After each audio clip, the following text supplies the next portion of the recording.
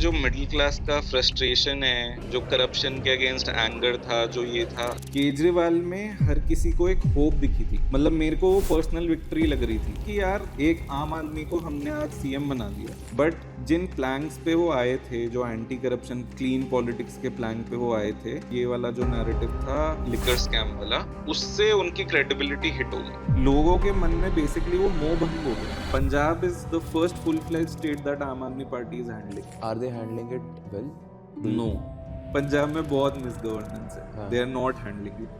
Morality doesn't matter in politics, votes ये आप matter. Openly accept करेंगे इस बात को? हाँ, मोरालिटी की तो क्या वैल्यू है, वोट्स की वैल्यू है। If people are there in your support, it doesn't matter whether what you have done was moral और right. The judgment of whether it was morally correct is on the people. No courts will decide. Adani ji हो गए या अंबानी जी हो गए, उनको बार बार blame करते हैं लोग। हाँ, बट अडानी और अंबानी सबको पैसे देते हैं। तो फिर बीजेपी का नाम क्यों हमेशा बाउंस होता है? तो वही मैं आपको बता रहा था, इलेक्टोरल ट्रस्ट है उनके, जिसके थ्रू पैसे जाते हैं। अब कम मेंबर ऑफ पार्लियामेंट से कांग्रेस के, तो कम पैसे जा रहे हैं उनको। राहुल गांधी गाली देते रहते हैं अडानी और अंबानी जी को, बट आपको लास्ट इलेक्शन में याद होगा मोदी जी ने भी एक बार बोला कि ट्रक भर के पैसे आए हैं कांग्रेस को।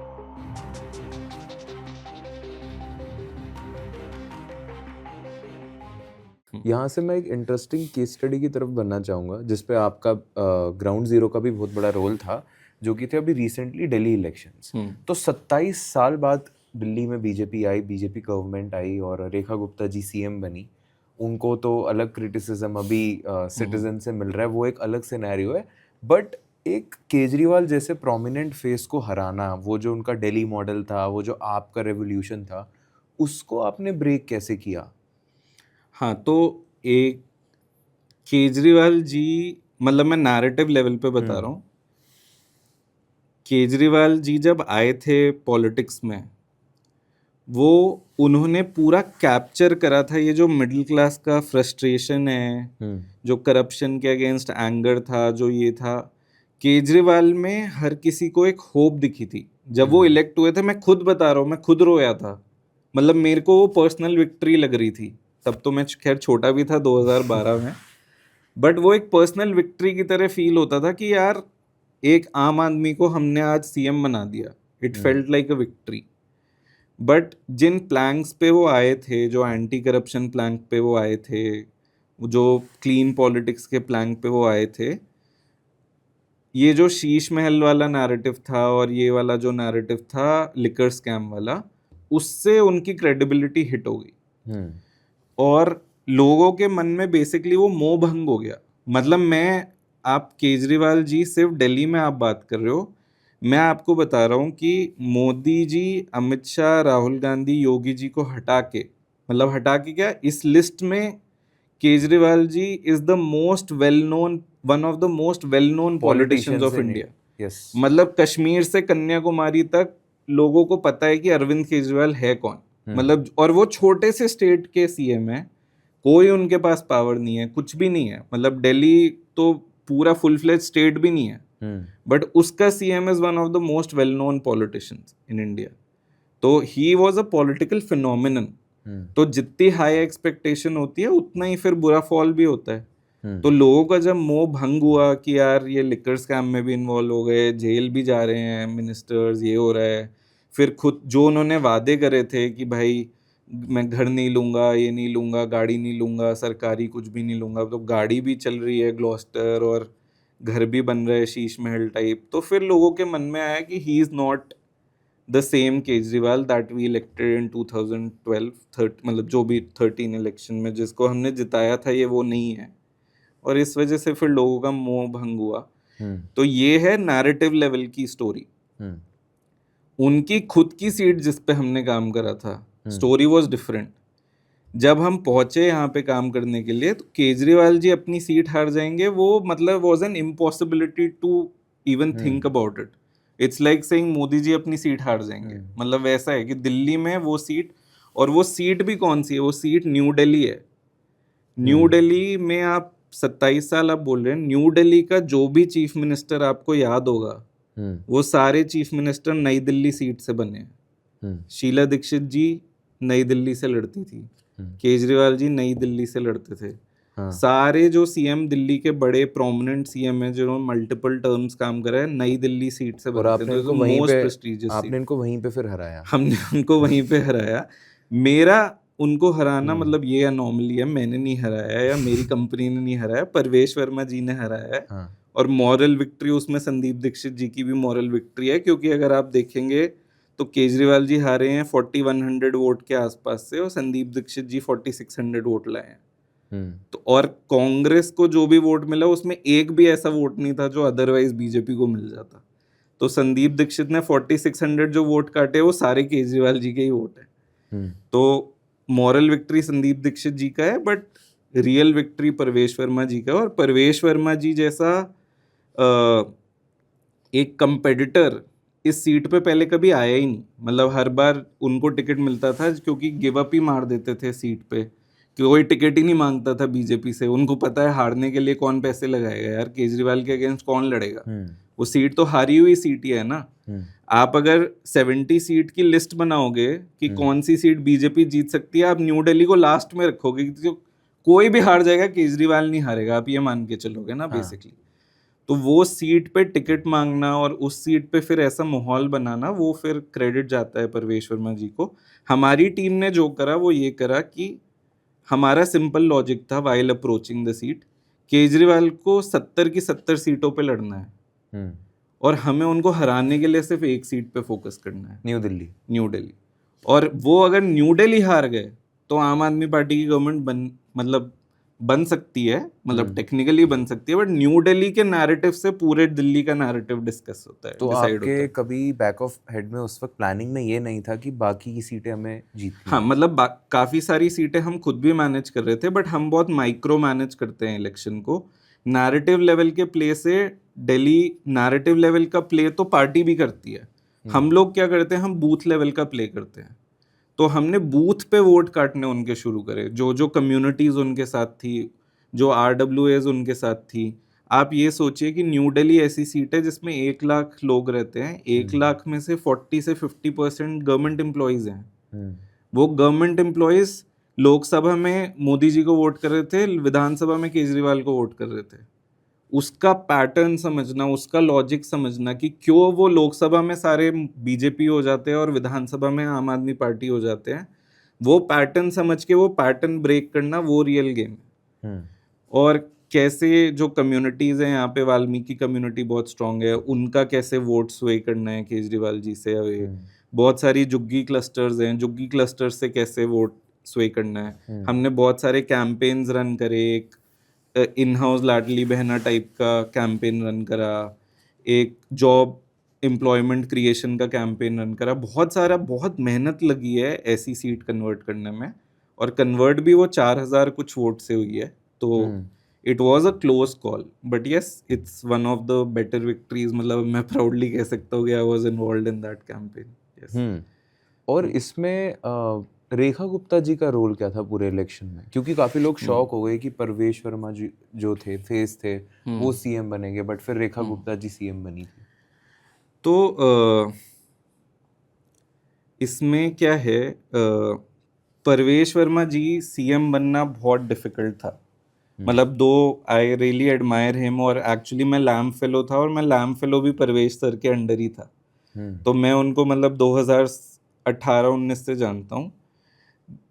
मुझे पहले लगता था कि वो सीएम इस वजह से नहीं बने हैं क्योंकि एक तो उनके फादर भी सीएम थे, ठीक है, साहिब सिंह वर्मा जी भी सीएम थे, और बीजेपी अगर दिल्ली जैसे स्टेट में जो अदरवाइज पावरलेस स्टेट है, बट उसका CM one of the most well known CM's होता है अक्रॉस द कंट्री, हर कोई जानता है उस सीएम को, वहां पे डायरेक्ट डायनेस्टिक सीएम नहीं बनाना चाहती होगी वो बीजेपी की कोर आइडिया के साथ। हाँ, कि मतलब क्योंकि अगर वो फिर कभी भी बोलते कांग्रेस को या किसी और पार्टी को कि आप डायनेस्टी करते हो, तो दिल्ली पे तो बोलते कि भाई अपना सीएम देख लो, आप दिल्ली का दिल्ली का सीएम देख लो, जहाँ पार्लियामेंट चल रही है वहां का सीएम देख लो, डायनेस्ट है, ठीक है। तो एक वो मुझे बहुत बड़ा रीजन लगता है कि उनके फादर सीएम थे, इस वजह से भले ही वो डिजर्विंग हो गए, he couldn't become the CM, that is one. The other thing was कि he belongs to the Jat community, and जाटों का वोट वैसे भी इन जनरल अभी बीजेपी फोकस नहीं कर रही, मतलब हरियाणा में भी नॉन जाट पॉलिटिक्स ही कर रही है। तो और जो मतलब यूपी के जो जाट लीडर्स है वो ऑलरेडी बीजेपी में है। तो इन जनरल कुछ जाट पॉपुलेशन को वो करने की जरूरत नहीं थी, अपीज करने की कि जाट सीएम बना दो। ये दो दो रीजंस हैं मेजर। रेखा गुप्ता जी के बनने के पीछे भी उनके, एक तो आतिशी जी सीएम थी, वुमेन थी, तो फिर एक और वुमेन बनाया उन्होंने, तो वो कंटिन्यूटी है।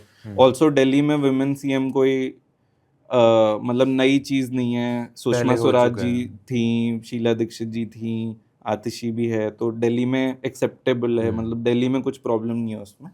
ऑल्सो वो बनिया कम्युनिटी से हैं, गुप्ता हैं, तो पहले बीजेपी को ब्राह्मण बनिया पार्टी बोलते थे।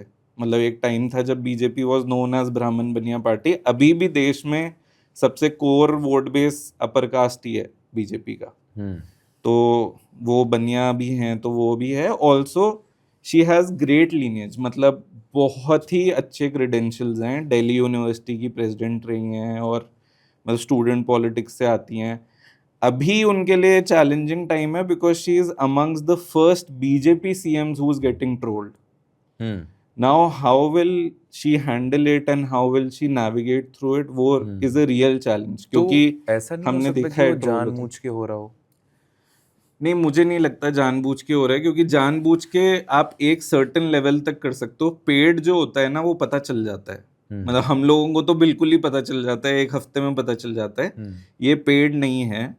मेरे बहुत सारे फ्रेंड्स हैं, मेरे फ्रेंड सर्कल में बहुत सारे लोग हैं जिनको पॉलिटिक्स से कोई मतलब नहीं है। कौन पीएम, कौन सीएम, कौन क्या, उनको जीरो उससे फर्क पड़ता है, क्योंकि वो सब अपनी लाइव्स में बिजी हैं। But they also dislike the sitting Delhi government, मतलब उनको भी लग रहा है। और वो चाहे पोल्यूशन वाली चीज पे हो, चाहे वो किसी भी, मतलब केजरीवाल जी का पर्सनालिटी का वैक्यूम भी बहुत बड़ा है जो भरना इमिडिएटली पॉसिबल नहीं है। मतलब वेरी वेल नोन सीएम से आप एक अननोन सीएम पे जा रहे हो, तो वो भरना भी बहुत डिफिकल्ट है। और ऐसा भी तो बोला जाता है कि जैसे दिल्ली के सीएम है या और भी बाकी बीजेपी की कुछ स्टेट्स अगर हम ले, तो वहाँ पे जो सीएम को बिठाते वो पपेट सीएम है। तो ये पपेट सीएम का क्या पूरा कंसेप्ट है, especially in consideration to Delhi? नहीं, इसमें क्या है, जब भी दिल्ली की सत्ता पावरफुल रहती है तो नॉन पॉपुलर लोग सीएम बनते हैं, इसमें कोई बड़ी बात नहीं है। जब कांग्रेस दिल्ली में पॉपुलर हुआ करती थी, मतलब दिल्ली में कंप्लीट कंट्रोल कांग्रेस का हुआ करता था, तो ऐसे ही मजे मजे में सीएम चेंज होते थे। ठीक है, जैसे अभी गुजरात इलेक्शन से पहले पूरी कैबिनेट इंक्लूडिंग सीएम सबको चेंज कर दिया। वो पावर सिर्फ तब होती है जब सेंट्रल गवर्नमेंट पे आपका कंट्रोल है और अच्छे से कंट्रोल है, मतलब 10 साल से आप रूल कर रहे हो, सारी एजेंसीज आपके साथ है, सब कुछ आपके साथ है। तो वो जब एब्सोल्यूट पावर है तो आप ऐसे डिसीजंस ले सकते हो कि आप उन लोगों को सीएम बना लो तो जो अपने दम पे 10 सीट भी नहीं जिता सकते। तो अभी वो बीजेपी कर रही है तो हमें लग रहा है कि बीजेपी कर रही है, पहले कांग्रेस करती थी, कांग्रेस भी ऐसे अननोन लोगों को सीएम बना देती थी, उसमें कोई बड़ी बात नहीं है। आप महाराष्ट्र ही अगर देख लीजिए, महाराष्ट्र में जब यूपीए गवर्नमेंट थी, जब ये महाराष्ट्र में विलासराव देशमुख जी, पृथ्वीराज चौहान जी, अशोक चौहान जी, विद इन 3-4 ईयर्स 3-4 सीएम बदल दिए दिल्ली ने।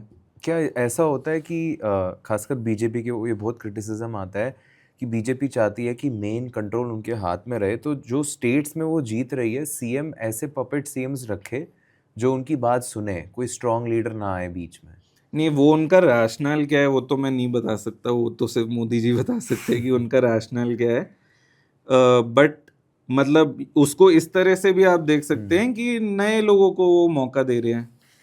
मतलब that is one view to look at it, मतलब one way to look at it, कि भाई फर्स्ट टाइम एमएलए बनी रेखा गुप्ता जी, उनको सीएम बनाया। राजस्थान में, मध्य प्रदेश में, छत्तीसगढ़ में नए नए लोग सीएम बन रहे हैं, तो उसको अच्छी तरह से भी देख सकते हैं और उसको इस तरह से भी देख सकते हैं कि ये तो सब पावरलेस है। मतलब आप किसी भी तरह से देख सकते हैं उसको। वो उनका क्या लॉजिक है ये मुझे नहीं पता। वैसे भी बीजेपी कंट्रोल्ड है, अगर पार्टी के ही लोग हैं ये, तो बीजेपी तो वैसे भी कंट्रोल कर सकती है। तो उसके लिए एक सीएम ऐसा बनाने की क्या जरूरत है वो मुझे नहीं पता, बट ठीक है, they will learn with time, all of them will learn with time. But yes, I think Rekha Gupta ji is amongst the first BJP CMs who's being trolled so badly within a very short period of time. How she will navigate through it will be something we'll watch over the years. But कुछ जो इन लोगों ने गलतियां करी है, मतलब एक तो AQI को एडमिट ना करके, फिर न्यूज़ भी पहली बार थोड़ा सा कवर करने लग गई कि भाई इसमें कुछ प्रॉब्लम हो रही है। और मैं आपको एक चीज़ बता रहा हूँ, जो असली में आज की डेट में AQI है, ये चीज़ हम पॉलिटिक्स में बहुत बोलते हैं कि truth doesn't matter, only narratives and perceptions matter. Right. मैं डेट बाय डेट आपको बता सकता हूँ, डे बाय डे अगर आप देखोगे compare to last year and compare to this year, day by day हर दिन AQI पिछले साल के मुकाबले इस साल कम होगा।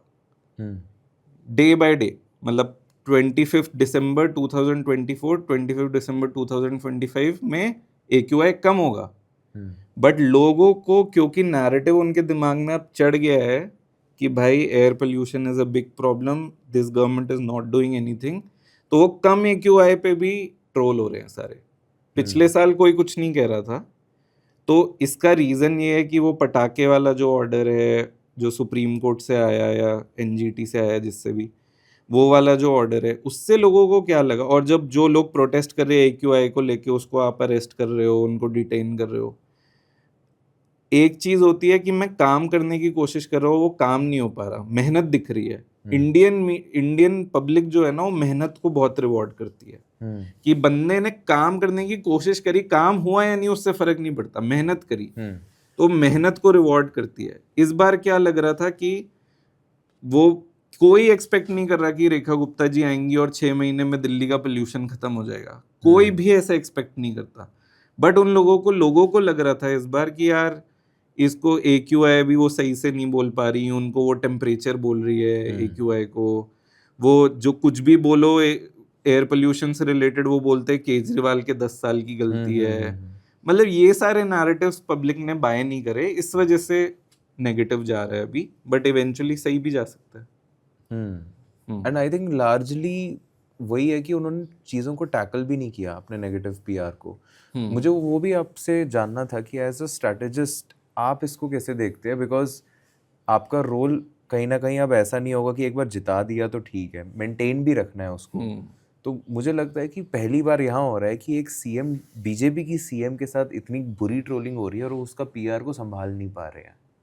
हाँ, तो पहले तो क्या है कि BJP को छोड़ के जो second strongest social media army है इंडिया में, वो आम आदमी पार्टी है, नॉट कांग्रेस। नॉट कांग्रेस।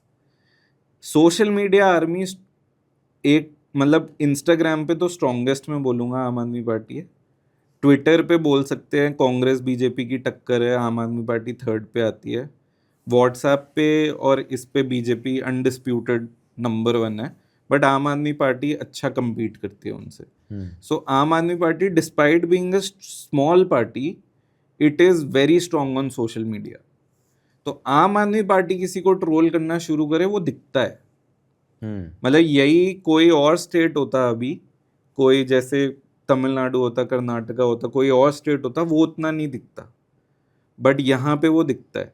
क्योंकि आम आदमी पार्टी एक तो दिल्ली में सारी मीडिया दिल्ली में है, नोएडा दिल्ली NCR में ही सारे मेन मीडिया हाउसेज हैं, उनको दिखता है, उनको दिख रहा है कि यार कंटिन्यूअसली एंगर आ रहा है, और वो उनको ज्यादा TRP ये दिखा के मिल रही है कि भाई एयर पोल्यूशन बहुत बुरा हो गया है, तो वो दिखा रहे हैं।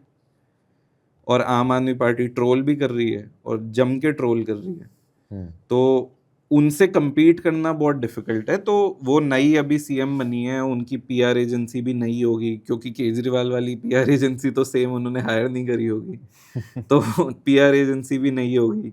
पर इनकी PR एजेंसी तो आप जैसे पॉलिटिकल कंसल्टेंट्स ही हो गए। हाँ, होंगे, मेरे जैसी कोई और कंपनी होगी जो काम करती होगी उनका, तो वो ट्राई करेंगे इमेज चेंज करने का, but they need, I think Delhi cabinet in general, including Parvesh sir, Sirsa ji, Rekha Gupta ji, सब including everyone, they need a combined team, मतलब जो पूरे दिल्ली कैबिनेट का काम संभाले, मतलब इंडिविजुअल जो लीडर अपने अपने करते हैं, उससे क्या होता है उनका पर्सनल सोशल मीडिया पेज अच्छा करने लगेगा, उनका ऑफिशियल पेज अच्छा करने लगेगा, बट उससे नैरेटिव कुछ चेंज नहीं होगा। And even Aam Aadmi Party overall as a party अगर आप उसको देखें तो दिल्ली में उनके साथ तो वो नहीं कर पाए, अच्छा परफॉर्म नहीं हुआ।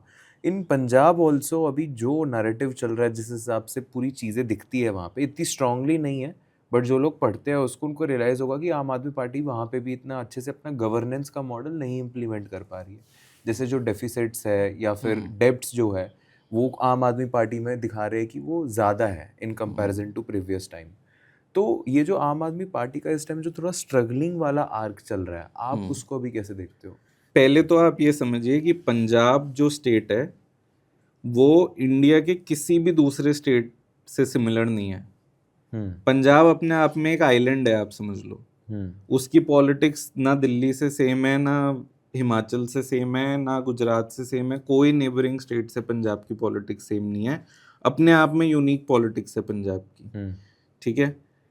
अब पंजाब में लास्ट टाइम क्या हुआ था, आम Aadmi party entered riding on the wave of anti incumbency against traditional Punjab parties, कि अकाली दल और कांग्रेस ही जीत रहे हैं जब से पंजाब आज़ाद, मतलब जब से आज़ादी मिली है तब से अकाली दल और कांग्रेस ही जीत रहे हैं। इस बार दोनों नहीं चाहिए, इस बार एक थर्ड प्लेयर चाहिए। तो वहां पे आम आदमी पार्टी जीती है with lots of hope. 92 out of 117 seats, सोच भी नहीं सकते, 92 आउट ऑफ 117 सीट्स जीते हैं वो। आप सोचो कि कितनी उम्मीदों से जीते होंगे। तो जिस उम्मीदों से वो जीते, वो उम्मीदों को फुलफिल करना is not possible for any party, चाहे आम आदमी पार्टी हो, चाहे बीजेपी हो, कांग्रेस हो, कोई भी। अगर इस लेवल की लैंडस्लाइड विक्ट्री मिलती है, आप जो भी आपने प्रॉमिस करा था आप उसको 100% पूरा नहीं कर सकते। अब मैंने पंजाब में 2 बार काम करा है, मेरे को पता है फिस्कल लेवल पे Punjab is one of the weakest state in India. हम लोग जो पढ़ते थे पहले कि Punjab is the richest state of India, वो हो गई बात पुरानी। Fiscally Punjab is the one of the weakest state in India. एक बच्चा, नया बच्चा जो पैदा हो रहा है पंजाब में, वो ऑलरेडी अपने सर पे 1 लाख रुपए का कर्जा लेके पैदा हो रहा है। ये कैसे? मतलब 1 लाख रुपए का कर्जा, एज इन पंजाब का कर्जा पर कैपिटा बेसिस पे डिवाइड कर दो, तो पंजाब की पॉपुलेशन जो है सबके सर पे 1-1 लाख रुपए का कर्जा है। उस तरह से आप सोचो तो, ठीक है। तो इतना बुरा हाल है पंजाब का फिस्कली। ऊपर से इन्होंने प्रॉमिस कर दिया कि हम हर महिला को 1,000 रुपए देंगे अपने मैनिफेस्टो में। अब उस चीज को होने वाले 3-3.5 साल हो गए पंजाब की गवर्नमेंट बने हुए। अगले फेब में चुनाव है उसके, 1 साल बचा है, मतलब ऑल 4 साल हो गए, किसी के खाते में 1 रुपए भी नहीं गया है अभी। वो एंटी इनकम्बेंसी है। दूसरी चीज जो थी कि भाई अकाली दल और कांग्रेस दोनों ड्रग्स का प्रॉब्लम जो है वो बढ़ा रहे हैं, हम आएंगे तो ड्रग्स की प्रॉब्लम खत्म कर देंगे, वो नहीं हो रहा। लॉ एंड ऑर्डर की प्रॉब्लम चली रही है, आपको पता है सिद्धू मूसेवाला की किलिंग, और फिर जितने भी सारे गैंगस्टर्स हैं वो रैम्पेंट हो रहे हैं पंजाब में। तो लॉ एंड ऑर्डर का भी हालत बुरी है अभी। तो ये सारी 2-3 चीजें। अब क्या है, दिल्ली में तो लॉ एंड ऑर्डर के सवाल पे वो बच जाते थे क्योंकि दिल्ली का लॉ एंड ऑर्डर आता है होम मिनिस्ट्री के अंदर। Punjab is the first full-fledged state that आम Aadmi party is handling. And are they handling it well? No.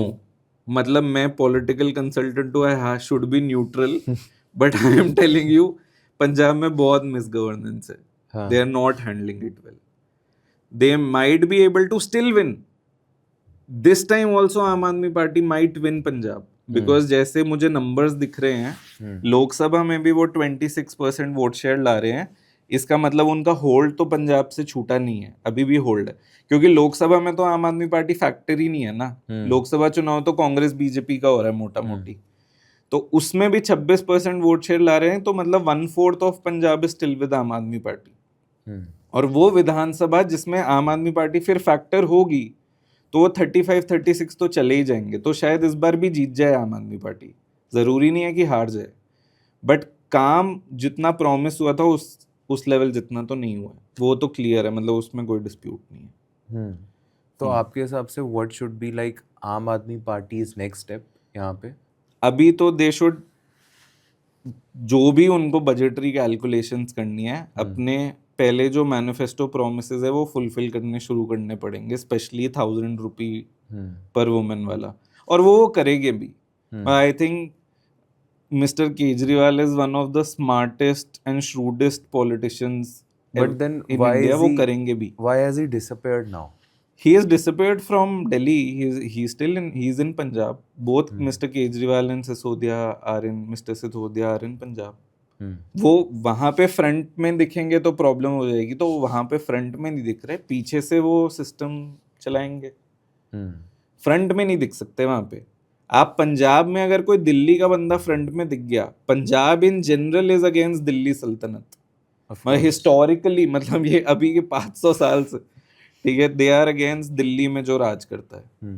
तो अगर ये दिल्ली सल्तनत वाला नैरेटिव चला गया और अगर लोगों को ये लग गया कि भाई भगवंत मान इज पावरलेस एंड केजरीवाल ही पूरा सिस्टम चला रहे हैं, और फिर वो जट सिख का एंगल आ जाएगा उसमें, तो फिर आम आदमी पार्टी फिर हार सकती। बट रियलिटी यही है कि भगवत मान जी रियलिटी मुझे नहीं पता क्या है। हाँ। मैं बस जो लोग, मेरे लिए ट्रूथ मैटर नहीं करता, truth doesn't matter, only public perception matters. जो लोग बोल रहे हैं मेरे लिए वो सच है, असली में सच क्या है उससे मुझे कुछ फर्क नहीं पड़ता। सिंपल है। तो अभी असली में केजरीवाल जी क्या कर रहे हैं, पंजाब में क्या चल रहा है, मुझे उससे मतलब नहीं। ग्राउंड पे ये चल रहा है कि अभी वो सामने नहीं आ रहे, पीछे से चला रहे हैं। सामने आ गए तो प्रॉब्लम होगी, इसलिए सामने नहीं आ रहे, इसीलिए राज्यसभा की सीट नहीं ली, इसीलिए कुछ नहीं कर रहे, पीछे से चला रहे हैं जो चला रहे हैं। But he is very smart, he is very sharp, he knows कि उनको सामने नहीं आना। अभी से लेके चुनाव के एंड तक सामने नहीं आएंगे, पीछे से ही चलेंगे। पंजाब में जब तक चुनाव पंजाब में, हाँ। एंड इसके बाद अब दूसरी चीज़ ये रहती है ऋत्विक, हमने स्टार्ट ही इससे करा था political consulting as a career से, फिर लोगों का यही रहता है कि हमेशा जो करप्ट आदमी ना वही नेता बन सकता है। जैसे एक डेटा मैंने पढ़ा था कि 93% लेजिस्लेटर जो जीते 2024 में लोकसभा, वो सब करोड़पति या आपके मिलेनियर्स थे। तो ऐसा क्यों होता है कि जो अमीर आदमी है, जो करप्ट है, वही पॉलिटिक्स में मेजरली आपको दिखते हैं? तो इसमें 2-3 चीज़ें हैं।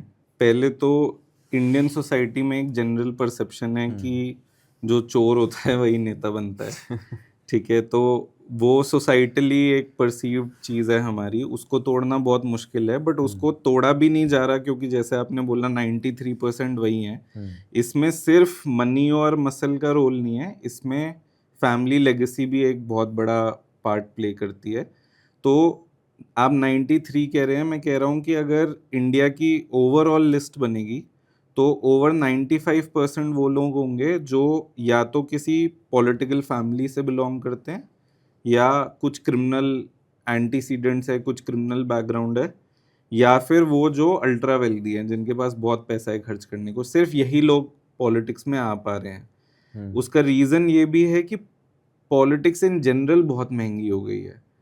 आप वोटर्स को अब डायरेक्ट बेनिफिट ट्रांसफर गवर्नमेंट भी कर रही है, नेता चुनाव के टाइम पे पैसे भी देता है। ये ग्राउंड रियलिटी है। हर बूथ पे पैसे बंटते हैं जो नेता स्पेंड करते हैं अपने चुनाव में। उसके अलावा अगर मसल पावर है आपके पास, या क्रिमिनल बैकग्राउंड है आपके साथ, ऑलरेडी लोग बहुत सारे हैं, या फिर डर के मारे आपको वोट दे रहे हैं, वो भी चीज़ है। और तीसरा, अगर आपकी फैमिली की एक पॉलिटिकल हिस्ट्री है, एक पॉलिटिकल लेगेसी है, तो आप अमीर तो होंगे ही, उसमें कोई डाउट नहीं है, बट एक फ्यूडलिस्टिक माइंडसेट है इंडियन सोसाइटी का। और सिर्फ इंडियन सोसाइटी की बात नहीं है, पूरे एशिया में आप ये देखेंगे, चाहे आप पाकिस्तान देखें, बांग्लादेश देखें, श्रीलंका देखें, थाईलैंड देखें, भूटान देखें, भूटान तो चलो किंग है वहाँ पे, बट कोई भी जो डेमोक्रेसीज है वहाँ पे पॉलिटिकल फैमिलीज रूल करती हैं। मतलब इंडिविजुअल नहीं करते, जनरेशन से चल रहा है। चाहे भुट्टोस और जरदारीज ले लीजिए आप, पाकिस्तान में शेख हसीना की फैमिली जो हो गई वो ले लीजिए आप, बांग्लादेश में राजापक्षा फैमिली ले लीजिए, श्रीलंका में, वैसे इंडिया में गांधी फैमिली ले लीजिए। और गांधी फैमिली तो नेशनल लेवल का फिनोमिनन हो गया। वैसे ही छोटे छोटे रीजनल फैमिलीज होती है, रीजनल सरथरब्स होते हैं, कि जनरेशन से उनकी ही फैमिली रूल कर रही है उन एरियाज में। वैसा इंडिया में बहुत ज़्यादा है। तो ये पूरा फिनोमिनन है। हाँ, तो अगर मैं एक पॉलिटिकल पार्टी हूँ, मैं बीजेपी हूँ या मैं कांग्रेस हूँ, तो क्या देखते हैं? क्या ये लोग ये देखते हैं कि ये जो कैंडिडेट को मैं लूँगा, इसके पास पैसे देने की क्षमता है या फिर इसके पास मेरिट क्या है? हाँ, तो एक्चुअली क्या हुआ है, 2014 से पहले पॉलिटिक्स बहुत अलग थी इंडिया में।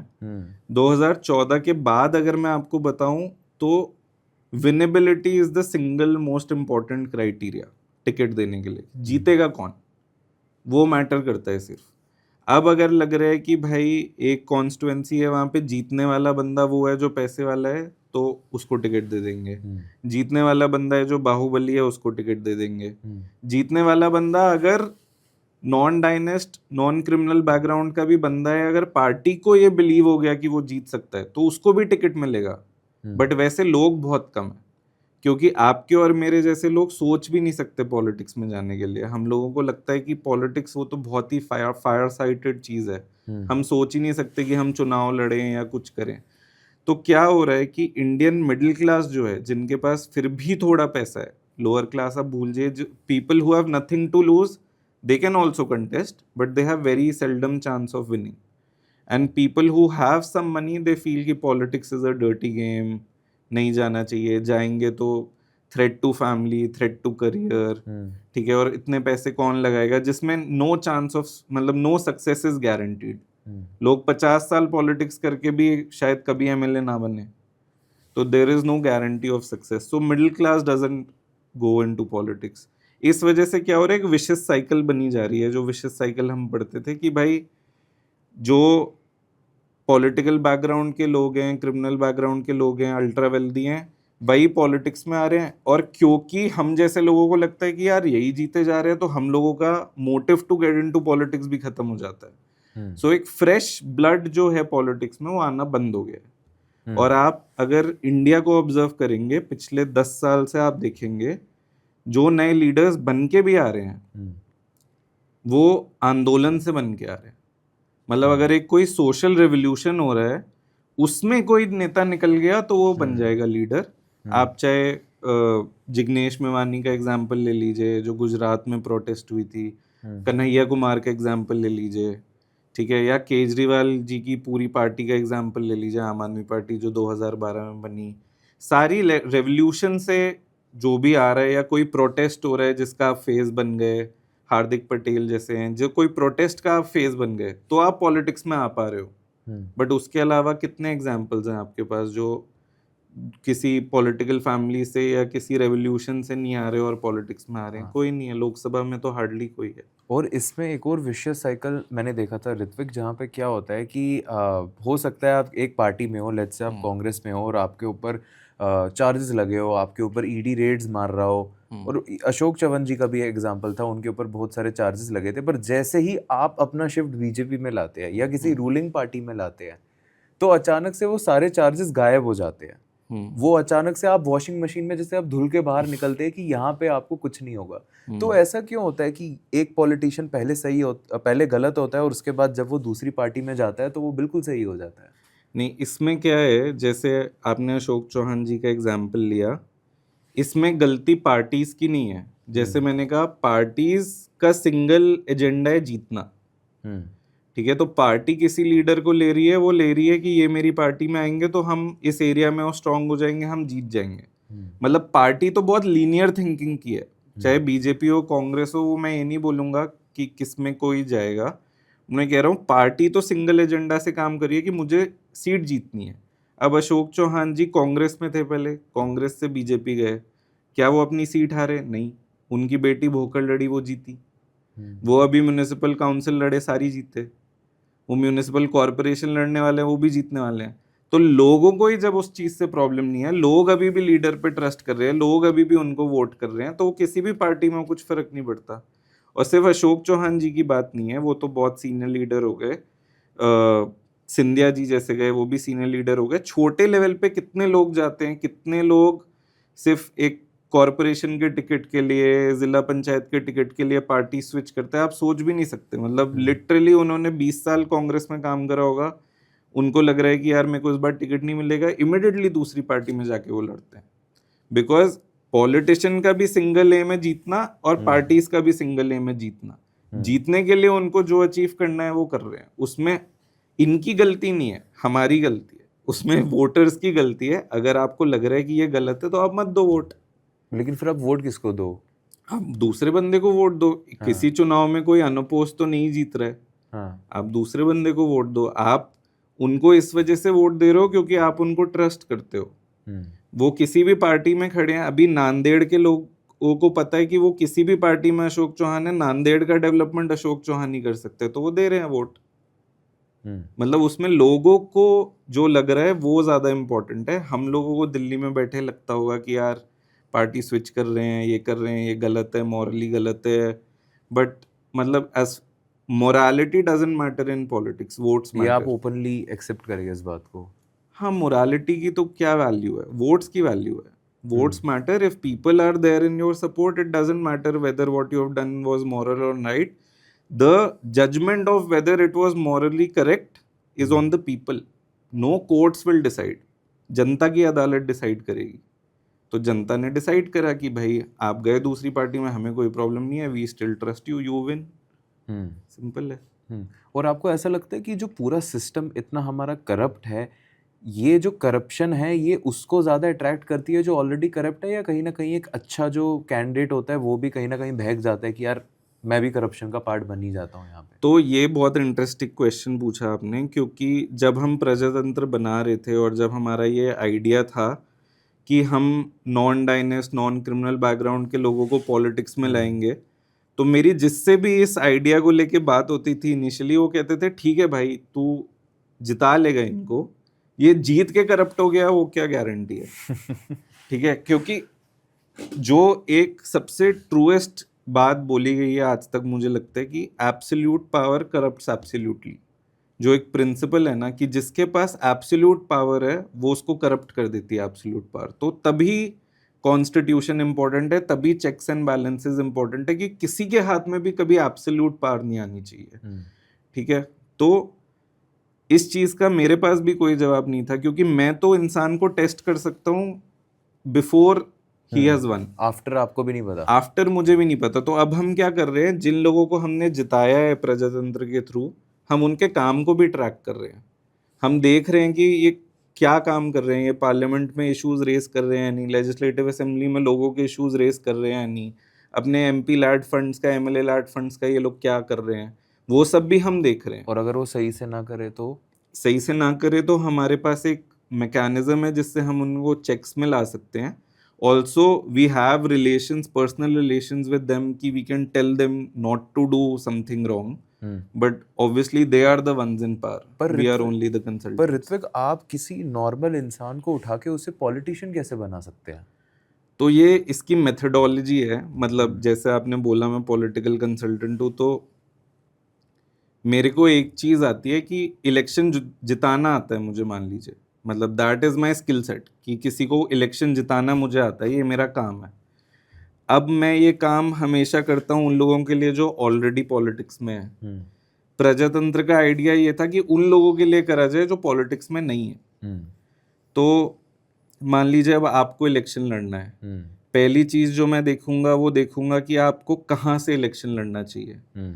इसका सिंपल मैकेनिज्म, जो इजी मैकेनिज्म है, कि आप या तो अपनी जन्मभूमि से लड़िए या कर्मभूमि से लड़िए, जहाँ आप काम करते हैं वहाँ से लड़िए या जहाँ पैदा हुए वहाँ से लड़िए। तो वहाँ से लड़ेंगे तो एक एग्जिस्टिंग सपोर्ट बेस होगा, मतलब या कास्ट बेस होगा, कोई बेस होगा वहाँ पे, फैमिली के ही मान लो 10 लोग होंगे, मतलब उतना भी इनफ है। दूसरी चीज़ क्या है, जिस एरिया से आप लड़ना चाह रहे हैं वहाँ का कास्ट डायनामिक्स देखा जाएगा, डेमोग्राफिक देखा जाएगा कि क्या है।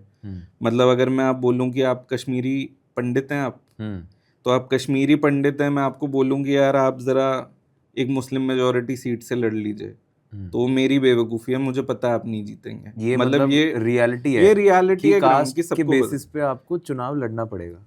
देखिए कास्ट क्या है, वो एक सोशल ट्रूथ है और वो समाज की रियलिटी है, मतलब आज की डेट में वो रियलिटी है।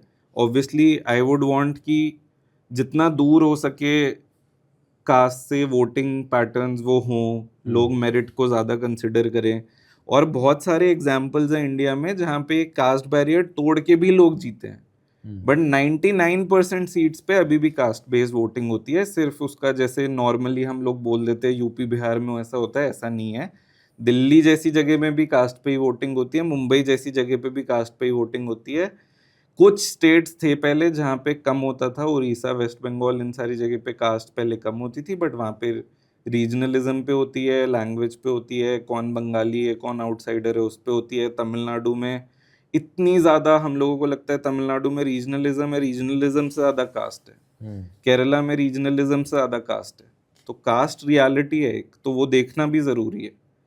तो वो भी मैं कंसिडर करता हूँ कि आप वहाँ से लड़ सकते हैं या नहीं लड़ सकते, लड़ सकते हैं तो क्या स्कोप है, ठीक है। और फिर हम आते हैं टिकटिंग मैकेनिज्म पे। तो जो पिछले 10-15 साल से इंडिया में एक चीज़, अच्छी चीज़ जो हुई है वो ये है कि पार्टीज, कोई भी पार्टी हो अभी, वो टिकट सर्वे कराए बिना नहीं देती।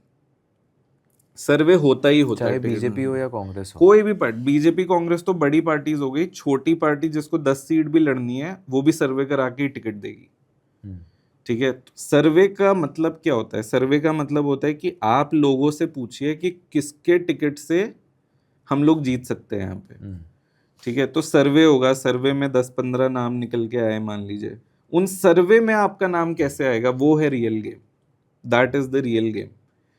तो अभी मान लीजिए किसी एक कॉन्स्टिट्युएंसी का मैं सर्वे करता हूँ, वहाँ पे बीजेपी का तरफ से जो स्ट्रॉन्गेस्ट बंदा होगा उसका नाम निकल के आ जाएगा, आपकी तरफ से कोई स्ट्रॉन्गेस्ट बंदा होगा, कांग्रेस की तरफ से कोई स्ट्रॉन्गेस्ट बंदा होगा, सबके नाम निकल के आ जाएंगे, या हर जगह के 2-2 3-3 नाम निकल के आ जाएंगे। मान लीजिए बीजेपी के 2-3 स्ट्रॉन्ग बंदे हैं जो लड़ना चाहते हैं, उनका नाम निकल के आ जाएगा। बट एक इंडिविजुअल का नाम कैसे निकल के आएगा, वो रियल गेम है। तो इंडिविजुअल का नाम ऐसे निकल के आएगा अगर वो अपना पर्सनल सपोर्ट बेस बनाता है।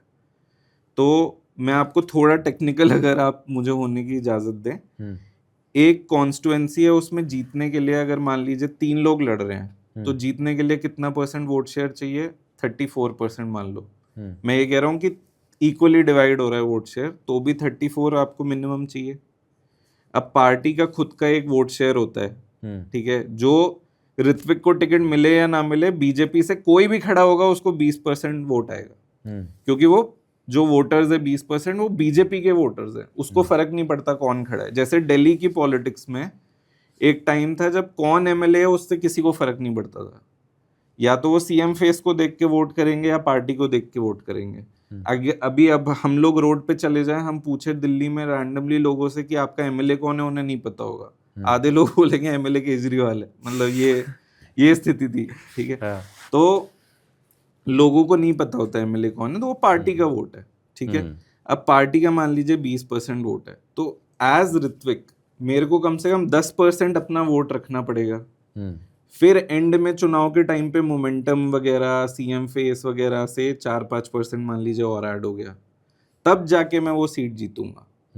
तो अगर कोई भी जो बंदा आपकी पॉडकास्ट सुन रहा है उसको पॉलिटिक्स में इंटरेस्ट है, अगर वो पॉलिटिक्स में जाना चाहते हैं, रुचि रखते हैं, पहली चीज जो उनको करनी है वो है कि कॉन्स्टिट्युएंसी सेलेक्ट करके वहाँ की 10% पॉपुलेशन को अपना पर्सनल सपोर्ट बेस बनाना शुरू करिए। अब वो किसी भी जरिए से हो सकता है, आप सोशल सर्विस करके करिए, आप एम्बुलेंसेज हम लोग चलवाते हैं बहुत सारे लोगों की, हम क्लब्स जैसे रोटरी क्लब्स, डॉक्टर क्लब्स, ये सारे जो क्लब्स होते हैं प्रोफेशन के, उन क्लब्स में आप एंगेजमेंट करिए। अगर कोई अर्बन एरिया है तो अपार्टमेंट्स के जो RWAs होते हैं उनसे एंगेजमेंट करिए। किसी तरह आप अपना सपोर्ट बेस बनाना वहाँ पे शुरू करिए। तो मैं आपको एक एग्जांपल देता हूँ जो हमारा सक्सेसफुल कैंपेन था उसका। एक लातूर लोकसभा करके है महाराष्ट्र में, लातूर करके एक एरिया है मराठवाड़ा के अंदर, वहाँ पे कांग्रेस पिछले बहुत साल से नहीं जीती थी, आई थिंक पिछले 3 इलेक्शन नहीं जीती थी, और वो SC रिजर्व्ड सीट है। अब वहाँ पे पिछली बार एक आदमी को हमने लड़वाया है, शिवाजी कालगे नाम है उनका, he belongs to the SC category, SC reserve seat है तो SC लड़ सकते हैं। He is a Lingayat SC and he was a doctor. जिंदगी में पंचायत इलेक्शन भी नहीं लड़ा आज तक उन्होंने, वो डॉक्टर थे, उनका एक क्लिनिक था। बस हम जब पहुंचे थे, जो टास्क हमें मिला था वो ये था कि जब हम पहुंचे वहाँ पे हमें ये पता था कि ये इंसान है, इन्होंने कोविड में लोगों का बहुत अच्छे से इलाज करा था, अपना हॉस्पिटल फ्री में खोल दिया था सबके लिए जिसको भी बेड्स की ज़रूरत थी। एक अच्छा इमेज था उनका वहाँ पे कि अच्छा इंसान है, लोगों की मदद करता है। उस इमेज को लेके हमें उसको सोचो अब मेंबर ऑफ पार्लियामेंट बनाना है जिसमें मतलब 25 लाख वोट्स हैं, तो उसको हमें 12 लाख वोट्स 13 लाख वोट्स दिलवाने हैं जीतने के लिए। अब 13 लाख वोट तो एक इंसान कभी पा नहीं सकता, तो वो कैसे, हम 13 लाख के 13 लाख को टारगेट ना करके 2 लाख भी पर्सनल सपोर्ट बेस हो गया तो बहुत है। अब वो 2 लाख की जर्नी क्या है, आप हर जगह एम्बुलेंसेस चलवा दी हॉस्पिटल की फ्री ऑफ कॉस्ट। जो डॉक्टर यूनियंस हैं उनसे हमने रीच आउट करा, उसमें डॉक्टर के जो स्टाफ होते हैं उनके भी अपनी यूनियंस होती हैं, ग्रुप्स होते हैं, उनको रीच आउट करा, लॉयर्स को रीच आउट करा कि भाई एक एजुकेटेड बंदा आ रहा है। क्योंकि इंडिया में क्या होता है, एससी रिजर्व्ड अगर सीट है, नॉर्मली क्या होता है एससी रिजर्व सीट में कि भाई जो बड़ा नेता होता है एरिया का वो अपने पसंद के किसी बंदे को लड़ा देता है। मतलब कितनी सीटें हैं इंडिया में जहाँ पे लोगों के बड़े नेता के ड्राइवर एससी रिजर्व सीट से लड़ रहे हैं, लोगों के जो घर में काम करने वाले हैं वो एससी रिजर्व सीट से लड़ रहे हैं और जीत रहे हैं। मतलब एससी रिजर्व सीट बेसिकली एक सीट है जिसमें बड़े नेता का पसंदीदा बंदा जाएगा वो लड़ने के लिए, ऐसा होता है। तो बहुत रेयर होता है एससी रिजर्व सीट से कोई पढ़ा लिखा आदमी आया है जो अच्छा है, कास्ट भी उसकी वहाँ पे लिंगायत बहुत थे, तो कास्ट भी फेवरेबल थी, तो लिंगायत समाज को रीच आउट करा कि भाई आपके समाज का बंदा है, इनको हेल्प करना चाहिए, पढ़े लिखे हैं, डॉक्टर हैं, ये करके।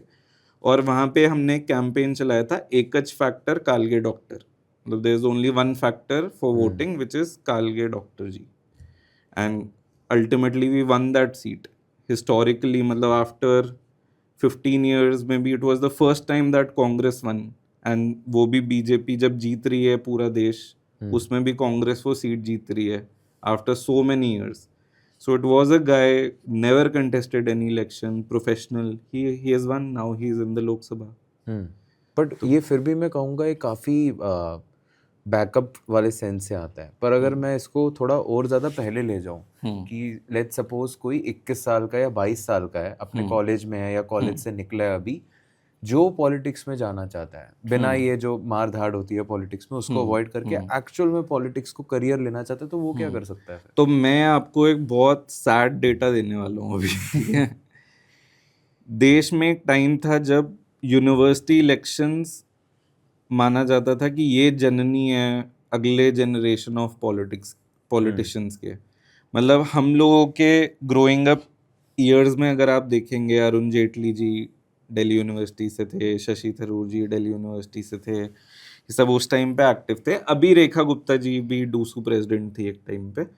तो एक टाइम पे यूनिवर्सिटी में जो छात्र राजनीति करता था वो बहुत एक फैक्टर होता था आपको कि आप सीनियर पॉलिटिक्स में भी जाएंगे अल्टीमेटली। अभी मैं आपको बता रहा हूँ, under 40 politicians, under the age 40 आप पॉलिटिशियंस देखेंगे इंडिया में, तो उसमें बहुत सारे लोग हैं जो स्टूडेंट पॉलिटिक्स से आए हैं, बट उसमें 88% लोग हैं जो क्रिमिनल बैकग्राउंड के हैं, जो स्टूडेंट पॉलिटिक्स से निकल रहे हैं। उन पे कोई ना कोई सीरियस क्रिमिनल केस हो रखा है। और इसमें मैं वो वाले केसेस नहीं ले रहा, राइटिंग और ये जो आपने मान लो सीए के प्रोटेस्ट में आप साथ खड़े हुए थे तो आप पे चार्ज लग गया, वो नहीं ले रहा मैं। बट आप खुद दिल्ली यूनिवर्सिटी से हो, आप बताओ एक सामान्य मिडिल क्लास का बंदा आज डीयू चुनाव जीतने का सोच सकता है? बिल्कुल नहीं सोच सकता। सोच ही नहीं सकता। पंजाब में पहले इलेक्शंस होते थे, पंजाब में इलेक्शंस इतने वायलेंट हो गए, स्टूडेंट इलेक्शंस ही बंद हो गए। मतलब वहां पे मर्डर आम हो गया, मतलब स्टूडेंट इलेक्शन में खड़े हुए वाले का मर्डर हो जाता था। तो ये सिचुएशन आ गई है स्टूडेंट इलेक्शंस में भी। अब वो लोग जीत रहे हैं जो 4 फॉर्चूनर लेके घूम रहे हैं। 4 तो आपने बहुत कम बोल दी। तो ये है कि एक टाइम था जब इंटेलेक्चुअल्स का स्पेस था स्टूडेंट पॉलिटिक्स में, वो धीरे धीरे खत्म होता जा रहा है, विच इज वेरी सैड। तो वो अब एक मासी एक कल्चर टाइप का बन गया, जैसे गन कल्चर पंजाब में चला था एक टाइम पे, उस टाइप का। तो अब वो है कि आप उसमें भी डीयू के इलेक्शंस हमने क्लोजली देखे हैं। मैं कह सकता हूँ कि जेएनयू भी एक टाइम पे ठीक होते थे इलेक्शंस, जेएनयू में भी मार धाड़ होने लग गई है, पता ही है आपको। डीयू में मार धाड़ होती है, यही सबसे नेता बन के आते थे पहले, अब नहीं हो रहा। कुछ ऑर्गेनाइजेशंस थी, स्टूडेंट एसोसिएशंस थी जो पॉलिटिकल पार्टी बनी। जैसे असम में एक स्टूडेंट्स की पार्टी थी जो फिर अल्टीमेटली पॉलिटिकल पार्टी बनी और जीती भी चुनाव। ये टाइम भी देखा है इंडिया ने, बट अब वो पॉसिबल नहीं लगता। मतलब बहुत डिफिकल्ट हो गया है फॉर अ यंग पर्सन अगर मैं उसको बोलूँ कि भाई तू दिल्ली यूनिवर्सिटी लड़ ले, कल को तू पॉलिटिशियन बन जाएगा, बहुत डिफिकल्ट। पॉलिटिशियन बन जाएगा, एमएलए एमपी बने ना बने नहीं पता। ये नहीं पता आपको। हाँ। और इससे भी पहले बात ये आती है कि इस सब का पैसा कौन दे रहा है। अब आप इतनी चीज़ें देखते हैं, आप गाड़ियों से लेके पोस्टर्स तक, ये जो सारा तामझाम चलता है starting from student politics to main stream, इस सब का खर्चा कहाँ से आता है, सबकी फंडिंग कहाँ से आती है, इसके बारे में कभी कोई क्लैरिटी होती ही नहीं है। और ना कोई इतना स्क्रूटनाइज इस चीज़ को करता है। यूजुअली लोगों को इसके बारे में पता नहीं होता है। तो मैं आपसे पूछना चाहूँगा इस बारे में कि जो ये पॉलिटिक्स में इतने भयंकर तरीके से जो प्रमोशन होता है, सब होता है, इस सब का पैसा कहाँ से आता है पॉलिटिक्स में? तो मतलब इसके दो लेयर्स हैं। पहले तो पॉलिटिकल पार्टीज को कैसे पैसे मिलते हैं। पॉलिटिकल पार्टीज को जो मेन सोर्स ऑफ मनी है, पहले वो इलेक्टोरल बॉन्ड्स हो गया था थोड़े टाइम के लिए, फिर सुप्रीम कोर्ट ने 2024 में इलेक्टोरल बॉन्ड्स हटा दिए, मतलब उनको इलीगल कर दिया। तो एक होता है इलेक्टोरल ट्रस्ट होते हैं, जिसमें बड़ी बड़ी कंपनीज जो होती हैं वो मिलके ट्रस्ट बना लेती हैं कि आप टाटा हो, मैं रिलायंस हूँ, कोई कुछ है, हमने बोला इलेक्शन ट्रस्ट ऑफ इंडिया करके हमने एक ट्रस्ट बनाया, उसमें हमने एलोकेट कर दिए 1000 करोड़ मेरी तरफ से, 1000 करोड़ मेरी तरफ से, ऐसे एलोकेट कर दिया। और ट्रस्ट का हमने कुछ एक गवर्निंग वो बना दिया कि मान लो in proportions of member of parliaments हम पैसे देंगे अलग अलग पार्टीज को। ठीक है, तो भाई कांग्रेस के 100 मेंबर्स है, कांग्रेस को 100 करोड़, बीजेपी के 250 मेंबर है, बीजेपी को 250 करोड़, ऐसे करके हमने एक वो बना दिया। आर्बिट्रेरी है, trust is the most arbitrary entity in India, वो कुछ भी कर सकती है ट्रस्ट। ठीक है, तो ट्रस्ट के माध्यम से जाता है, तो इलेक्टोरल ट्रस्ट सबसे बड़ा माध्यम है जिससे पार्टीज को फंडिंग मिलती है। अब आते हैं कैंडिडेट्स पे। कैंडिडेट्स को जब तक वो कैंडिडेट नहीं बनते और सिर्फ एस्पिरेंट होते हैं कि मैं चुनाव लड़ना चाहता हूँ के स्टेज पे होते हैं, उनको कोई पैसे देने वाला नहीं होता, भले ही वो कोई भी पार्टी से हो। पार्टी की तो बात ही नहीं आई। आप किसी भी पार्टी के मेंबर हो, आप बीजेपी के मेंबर हो आज की डेट में, और आप बोलो कि मैं चुनाव लड़ना चाहता हूँ, तो बीजेपी आपको तो पैसे नहीं दे रही। ठीक है, तो एस्पिरेंट्स के लिए पैसे इकट्ठा करना बहुत डिफिकल्ट चीज होती है। तभी जो अमीर लोग हैं वो एस्पिरेंट मतलब वही लड़ने का सोच भी पाते हैं, क्योंकि एस्पिरेंट बनने के लिए ही आपका इतना खर्चा हो जाता है। आपको जो मैं 20% 10% पर्सनल सपोर्ट बेस बोल रहा हूँ, वो भी फ्री में नहीं बनता, पैसे लग रहे हैं उसके लिए भी। अभी प्रजातंत्र थोड़े से पैसे दे देता है, थोड़े पैसे रिलेटिव से और जानकारों से ले लेते हो आप, तो आप हमारे जैसे ऑर्गेनाइजेशन से आपको इनिशियल सीड फंडिंग मिल जाती है नेता बनने की। बट 99% लोगों को वो सीड फंडिंग नहीं मिल रही, वो घर के पैसे लगा रहे हैं या मार्केट से उठा के लगा रहे हैं। बट वो मार्केट से उठा के पैसे लगा रहे हैं कि मैं एमएलए बन जाऊंगा तो रिटर्न भी दूंगा। लेकिन वही वो जुआ है। हाँ, तो फिर वो रिटर्न और इन्वेस्टमेंट भी है उस पर फिर। कि भाई मैं लगा रहा हूँ। आप ये सोचिए कि आज की डेट में साउथ ऑफ इंडिया में बता रहा हूँ, तेलंगाना, आंध्रा, तमिलनाडु, केरला, कर्नाटका, यहाँ पे 50 करोड़ आप लेके चलिए कि आपका एक चुनाव में खर्चा होने ही होने वाला है एमएलए लेवल पे। ये मिनिमम है 50 करोड़। ठीक है, इसमें कंसल्टेंट को भी आप थोड़ा दोगे, बूथ पे आप दोगे, जो आप खाना वाना खिलाते हो लोगों को, एंड में जो दारू वारू बांटते हो, ये सब करते हो, सब सबको पता है, सारी पार्टीज करती हैं, ये इतना खर्चा होता ही होता है साउथ में। नॉर्थ के कुछ स्टेट्स है जो अभी भी रीजनेबल है, मतलब वहां पे आप अभी भी 1-2 करोड़ 3 करोड़ में जीत सकते हो।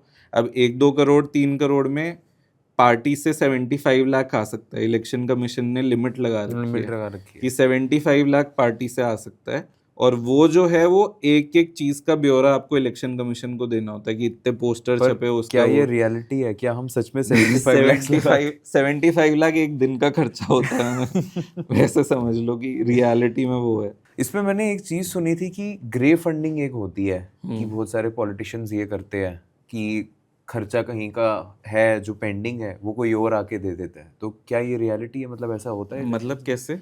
कि मान लीजिए कि गाड़ी चल रही है, गाड़ियों को मेंटेन करना है, पेट्रोल देना है, या फिर पोस्टर वाले को पैसे देने हैं, तो वो अब 75 लाख का कैप है तो आपको खर्चा दिखाना पड़ेगा।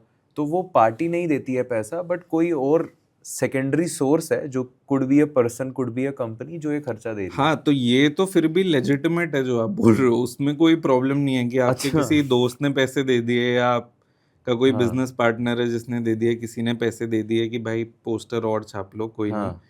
ये सब है कि जब एमसीसी नहीं लगा हुआ, मतलब मॉडल कोड ऑफ कंडक्ट तो लगता है लास्ट के 1.5 महीने में, लास्ट 45 डेज में। उससे पहले का तो पूरा खर्चा, मतलब आप 100 करोड़ खर्चो या 1 करोड़ खर्चो, कुछ भी सब कुछ अनअकाउंटेबल है ना, मतलब किसी का कुछ हिसाब नहीं है। तो आप कैंडिडेट बनने से पहले का जो खर्चा है वो तो आप कितना भी कर सकते हो, कैंडिडेट बनने के बाद का जो खर्चा है वो देख रही है ना इलेक्शन कमीशन। तो पहले तो जो मैं बोल रहा था सर्वे में नाम लाने का जो गेम है, उसमें आप कितना भी खर्चा कर सकते हो, वो इलेक्शन कमीशन नहीं देखती। तो ये तो एक चीज है। दूसरा, मैं आपको एक ट्रिक बताता हूँ क्या करते हैं पॉलिटिशियंस।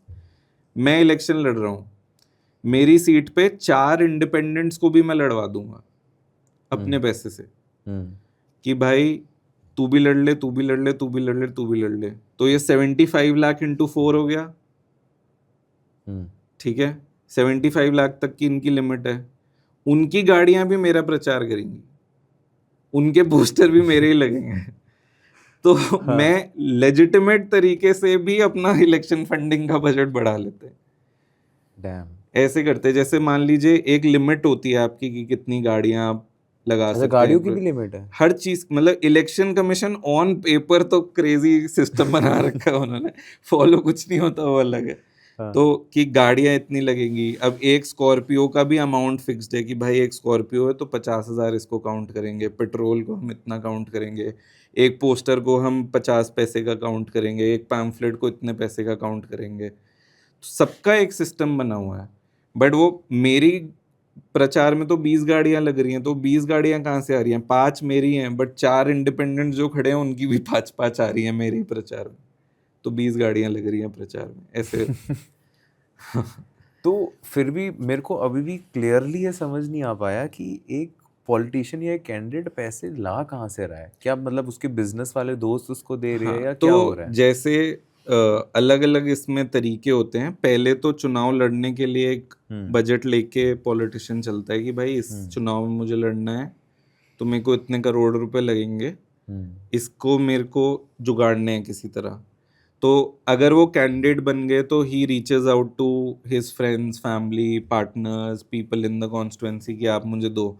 अब इसमें बहुत सारी कहानियां मैं आपको बता सकता हूँ। एक पॉलिटिशियन है महाराष्ट्र में जिनके पास नहीं होते थे पैसे लड़ने के लिए, तो वो घर घर जाके बोलते थे कि एक वोट एक नोट, कि आप वोट भी देना मुझे और आप मुझे पैसे भी दो लड़ने के लिए, मेरे पास पैसे नहीं है लड़ने के लिए।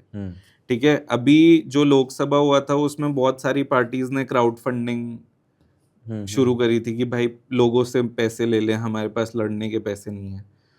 कुछ नेता बहुत इंटेलिजेंट चीजें करते हैं, मैं बता दूं। एक नेता है कर्नाटका के, वो क्या करते हैं, उनके पास जमीन है, जमीन का एक हिस्सा बेचते हैं, वो जीतते हैं, फिर जो बचा हुआ हिस्सा है वो अगले 5 साल में उतना अप्रिशिएट हो जाता है, मतलब 10-15 करोड़ बढ़ जाते हैं। फिर एक छोटा हिस्सा बेचते हैं, उससे चुनाव लड़ते हैं। फिर वो छोटा हिस्सा जमीन बेच के चुनाव का पैसा ला रहे हैं। हर चुनाव का हर 5 साल में वो जमीन की वैल्यू थोड़ी सी बढ़ती है, उसके बेसिस में उनका थोड़ा सा जो बेनिफिट मिलता है वो बेनिफिट निकालते हैं, उससे चुनाव लड़ते हैं। एक है हमारे बहुत इंटरेस्टिंग पॉलिटिशियन, वो क्या करते हैं, आपको पता होगा सट्टा बाजार और ये सब चलता है इलेक्शन में, जैसे आईपीएल में चलता है, क्रिकेट में चलता है, वैसे चलता है।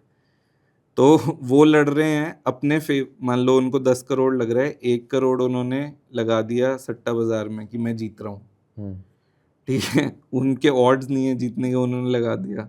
वो 1 करोड़ में जीते, उनको 5-6 करोड़ वापस आ गए, 10 करोड़ के खर्चे में 6 करोड़ वापस आ गए, 4 करोड़ में ही चुनाव हो गया पूरा। तो अलग अलग तरीके से जुगाड़ लगा, अतरंगी तरीके हैं पॉलिटिशियंस के चुनाव लड़ने के। बट हाँ, लीगल मेथड ये है कि पार्टी देती है या कैंडिडेट एक लिमिट में ही स्पेंड कर सकते हैं। लोकसभा में 90 लाख तक कर सकते हैं, विधानसभा में 75 लाख तक कर सकते हैं, बट मतलब वो कुछ लिमिट नहीं है। वो 99.9999% पॉलिटिशियंस वो फॉलो नहीं कर सकते, और बहुत अनरीजनेबल है, वो फॉलो हो भी नहीं सकती। मतलब 75 लाख में आप कैसे पूरी इतनी बड़ी कॉन्स्टिट्यूएंसी का चुनाव लड़ लोगे, वो बहुत अनरीजनेबल है। इलेक्शन कमीशन उसको रिवाइज करती रहती है, बट अभी भी 75 लाख इज नॉट इनफ। मतलब मान लो 400 बूथ हैं आपके उसमें, 400 बूथ में आपके 2 वॉलंटियर टेबल पे बैठ रहे हैं, 2 वॉलंटियर अंदर बैठ रहे हैं, 4 वॉलंटियर, 4 इंटू 400 कितना हो गया? 1600। 1600 लोगों को आपको चुनाव वाले दिन खाना देना है, चाय देनी है, कुछ पैसे देने हैं बाहर बैठने के लिए, टेंट लगाने, यही करने, इसी का खर्चा देख लो, एक दिन का खर्चा है ये। तो 45 डेज का कितना खर्चा होता होगा, उसको लिए लिमिट कर रखा है 75, which doesn't make sense। और इसमें एक चीज़ और होती है कि जैसे मैंने देखा था लास्ट ईयर बीजेपी को लास्ट फाइनेंशियल ईयर में 6,000 करोड़ रुपए मिले थे, कांग्रेस को 500 करोड़ मिले थे।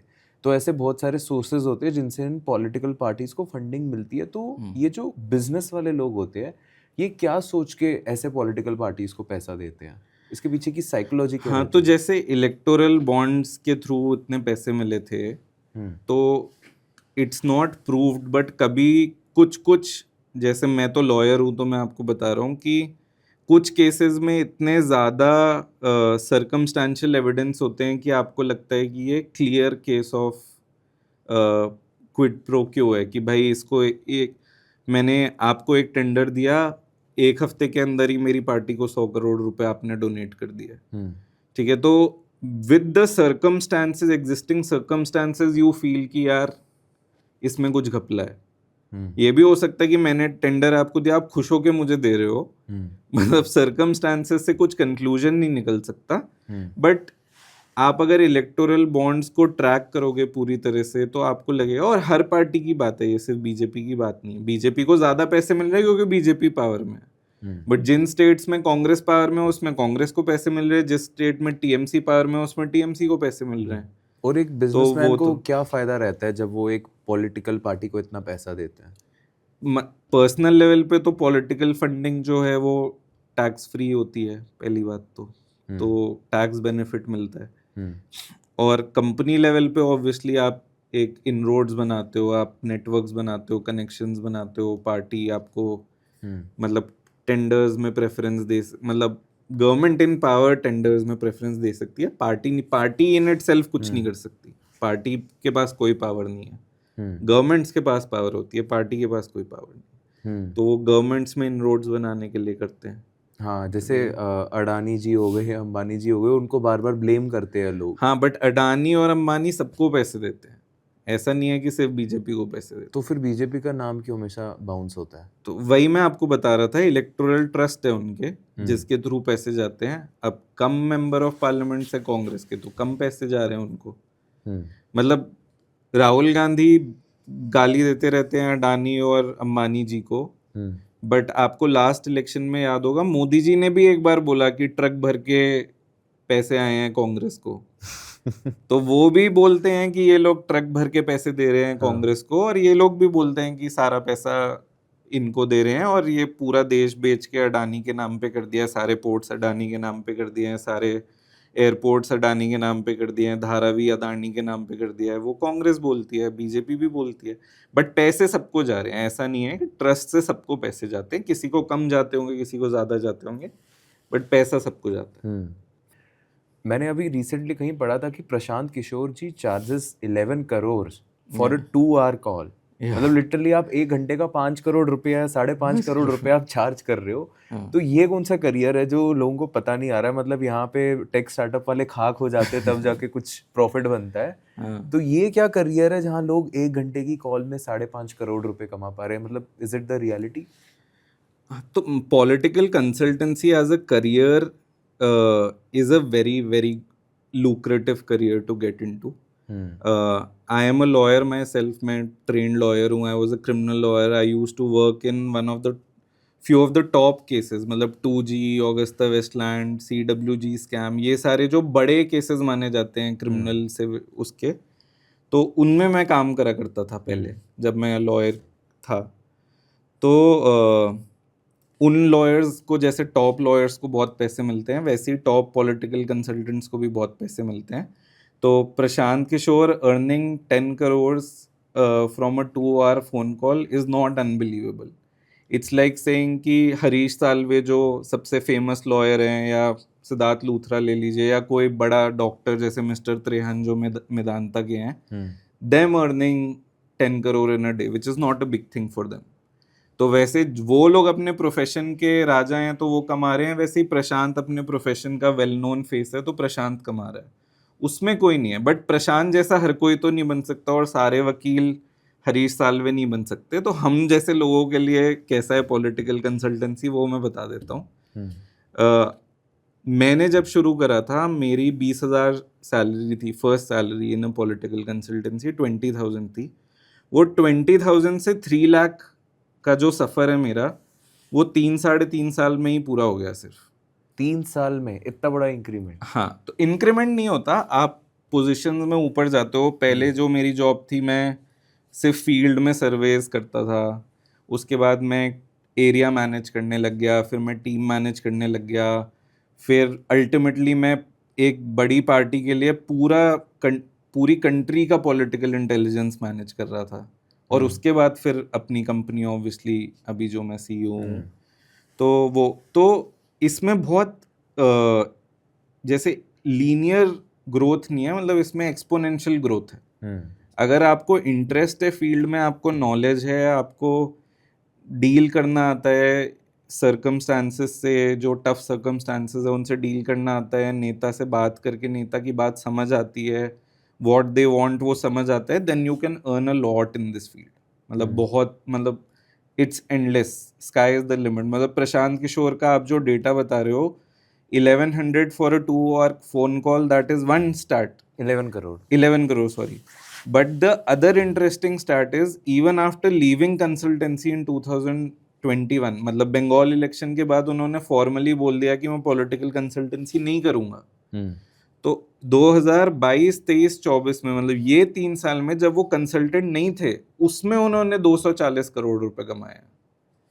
जब वो कंसल्टेंट नहीं थे तो अब और ये वाइट की इनकम है. तो आप समझो कि जब वो कंसल्टेंट थे तब कितनी इनकम होगी उनकी. तो he is one of the pioneers of our field and मतलब very well respected amongst our community. He is obviously the most well known political consultant, so he is earning. And what does a day in a political consultant's life look like? कि क्या रहती है, दिनचर्या क्या रहती है? तो दिनचर्या ऐसी रहती है कि पहले तो पॉलिटिकल कंसल्टेंसी में 3-4 छोटे छोटे सबसेट्स हैं, मैं बता देता हूँ. सबसे ज़रूरी है ग्राउंड इंटेलिजेंस. लोग क्या बात कर रहे हैं, उसमें क्या आपको स्ट्रैटेजी के बारे में, हाँ, हमारे क्लाइंट के बारे में या पार्टी के बारे में, काम हुआ नहीं हुआ, लोग खुश हैं दुखी हैं, जनता में क्या चर्चा चल रही है, वो समझ के उसके बेसिस पे स्ट्रैटेजी बना के जिताना किसी को. ये एक पार्ट है बस. दूसरा पार्ट है सोशल मीडिया संभालना किसी इंसान का, कि आप एक इंसान की ब्रांडिंग क्या कर रहे हो, वो कैसे लोगों के बीच में जाना चाहता है. जैसे मोदी जी का जो ये, वो कभी थकते नहीं हैं, 24 घंटे काम करते हैं, कभी छुट्टी नहीं लेते, और बचपन में मगरमच्छ पकड़ते थे और खेलते थे, और हम्बल बैकग्राउंड से, ये सब सोशल मीडिया के थ्रू पेनिट्रेट हुआ. ये किसी ने डाला है सिस्टम हाँ, में.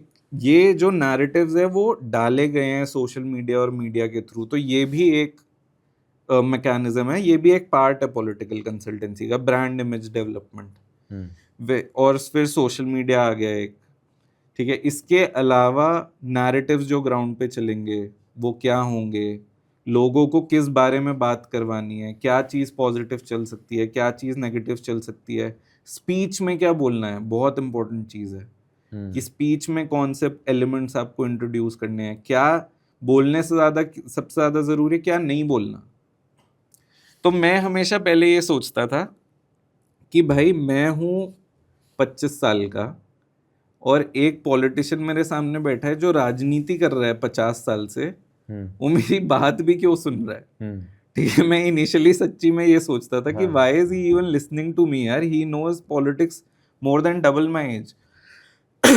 धीरे धीरे अब मुझे समझ आ रहा है कि क्या होता है कि जो जितना पावरफुल होता है उसको सच बताने वाले लोग उतने कम होते हैं, क्योंकि उनका एक एको चेम्बर बन जाता है. तारीफ करने वाले सब सब तारीफ करने वाले होते हैं. मतलब एक पार्लियामेंट की स्पीच दी, जितनी भी खराब स्पीच है, वो बंदा जब तक घर जाएगा उसको लगेगा भाई आज तो मैंने इतिहास बना दिया, मतलब इससे अच्छी तो पार्लियामेंट में स्पीच ही कभी किसी ने नहीं दी होगी. ठीक है, मतलब वो एक एको चेम्बर में फंस जाता है जिसमें पास के लोग सिर्फ उनकी बढ़ाई कर रहे होते हैं, सब कुछ अच्छा बोल रहे होते हैं, और पॉलिटिशियन मिस्टेक तभी करता है। ठीक है, हम 2024 का 1 मिनट एनालिसिस करते हैं। 2024 कांग्रेस भले ही नहीं जीता, बट पूरा देश मानता है 2024 इलेक्शन कांग्रेस के लिए मॉरल विक्ट्री है कि 100 सीटें लाना, एक जो लोगों ने एक्सपेक्ट करा था उससे बेटर परफॉर्म करा कांग्रेस में। अब इसमें कांग्रेस का हाथ है, या फिर मैं इस पे आर्ग्यू करूंगा कि बीजेपी के फेल्ड नैरेटिव्स का हाथ ज्यादा है। अब आप मुझे ये बताओ, ठीक है, 400 पार वाला जो नैरेटिव था, कांग्रेस ने तो नहीं बोला, बीजेपी ने बोला। 400 पार क्यों चाहिए?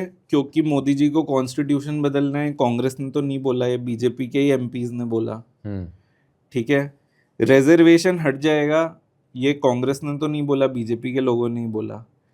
Constitution as a narrative in itself जो कांग्रेस उठा रहा था इज अ फेल्ड नैरेटिव। मैं आपको सच बोल रहा हूँ, एज अ लॉयर बोल रहा हूँ, बहुत दुख की बात है, बट लोगों को फर्क नहीं पड़ता कॉन्स्टिट्यूशन से। किसी को कॉन्स्टिट्यूशन नहीं बचाना, उसको अपना पेट बचाना है पहले, फिर कॉन्स्टिट्यूशन बचाना है। अपने घर में खाना पहले चाहिए, फिर कॉन्स्टिट्यूशन बचाना है। तो constitution in itself is not the narrative which helped Congress. Constitution बचाने के लिए कोई वोट नहीं कर रहा था, रिजर्वेशन बचाने के लिए वोट कर रहे थे। आप कोई भी SC ST बेल्ट देखोगे, वहां जहां कांग्रेस ने अच्छा परफॉर्म करा है, MP छत्तीसगढ़ को छोड़ के, वहां पे जो वोटिंग हुई है वो इस वजह से हुई है क्योंकि उनको लग रहा था 400 पार हो जाएगा तो रिजर्वेशन चला जाएगा। तो वो किसका फेल्ड नैरेटिव है? वो बीजेपी का फेल्ड नैरेटिव है। ठीक है, 2019 और 2014 में उनके पास एक क्लियर नैरेटिव्स थे जो बीजेपी चला रही थी। इस बार 400 पार वाला जो नैरेटिव है वो ईगोइस्टिक लग रहा था लोगों को, एक तो कि भाई मोदी जी गॉड लाइक मोदी जी ने फिर खुद भी बोल दिया कि मैं बायोलॉजिकल, मुझे लगता है मैं बायोलॉजिकल बीइंग नहीं हूँ। ठीक है, फिर नॉन बायोलॉजिकल तो उनको बीजेपी में सब लोग मानते ही हैं वैसे भी। तो इससे क्या होता है, ये बीजेपी का फेल्ड नैरेटिव है। इस पे एनालिसिस होना चाहिए कि भाई बीजेपी ने इतना बुरा कैसे नैरेटिव चलाया, और वो बीजेपी के फेल्ड नैरेटिव की वजह से कांग्रेस ने अच्छा परफॉर्म करा या ऑपोजिशन पार्टीज ने अच्छा परफॉर्म करा। कांग्रेस ने कुछ इम्प्रूवमेंट करी या फिर कुछ कांग्रेस अच्छा ने अपने लेवल पे जो करा, जैसे भारत जोड़ो यात्रा जो हम लोगों ने रन करा था, बहुत सक्सेसफुल कैंपेन में मानता हूँ उनको, उसको, बिकॉज भारत जोड़ो यात्रा के बाद people started looking at RG differently. ठीक है, प्री भारत जोड़ो यात्रा, जैसे अगर आप इंडिया में मूड ऑफ द नेशन सर्वे होता है, प्री भारत जोड़ो यात्रा और पोस्ट भारत जोड़ो यात्रा उसको कंपेयर करो, तो राहुल गांधी की पॉपुलैरिटी में 10 से 15 पॉइंट्स का अपटेक है। मतलब 10 से 15 परसेंटेज पॉइंट्स बढ़े हैं राहुल गांधी के। तो भारत जोड़ो यात्रा was a very successful campaign. तो उन्होंने भारत जोड़ो यात्रा करके क्या करा, अपने अगेंस्ट के 2-3 नैरेटिव, वो पप्पू वाला नैरेटिव खत्म कर दिया। अब कितना भी आप सोशल मीडिया पे पप्पू लिख दो, आप कोई नहीं मानता, नहीं मिलेगा आपको, नहीं मानता। फिर दूसरा क्या है, उन्होंने लोगों के ग्राउंड से, जो ग्राउंड पे वो भारत जोड़ो यात्रा के थ्रू थोड़ी थोड़ी छोटी छोटी स्मॉल मीटिंग्स कर रहे थे, उससे लोगों को लगा कि नहीं यार ये सही बात कर रहा है। यूट्यूब एज अ मीडियम पकड़ा उन्होंने, ये भी बहुत बड़ी बात है, क्योंकि व्हाट्सएप में तो बीजेपी को हराना इम्पॉसिबल है। आपके और मेरे घर के व्हाट्सएप ग्रुप में भी एक अंकल हैं जो बीजेपी सपोर्टर है, तो व्हाट्सएप पे बीजेपी को नहीं बीट कर सकते। कहाँ पे बीट कर सकते हो? वो मीडियम जो बीजेपी ने कैप्चर नहीं करा अभी, जो यूट्यूब रिलेटिवली है अभी भी। ट्विटर पूरा बीजेपी का है, इंस्टाग्राम पूरा बीजेपी का है, व्हाट्सएप पूरा बीजेपी का है। यूट्यूब अभी रिलेटिवली न्यू था, तो राहुल गांधी यूट्यूबर बन गए खुद ही। उन्होंने खुद का ही बना दिया यूट्यूब चैनल, उस पे खुद के वीडियोस डालने लग गए, पब्लिक फेसिंग वीडियोस डालने लग गए। तो उन्होंने मीडिया हाउसेस से इंटरव्यू नहीं करे, किसके साथ करे? किसी के साथ नहीं करे।